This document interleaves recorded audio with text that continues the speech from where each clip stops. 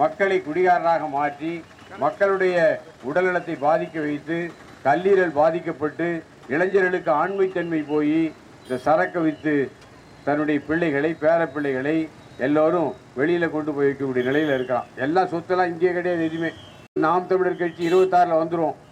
எவனும் இருக்க முடியாது. எல்லா பணத்தையும் பிடிக்கணும். ஒரு பயம் விட மாட்டோம். பிடிங்கி மொத்தமாக காலி பண்ணுறோம். எழுதி வச்சிங்க.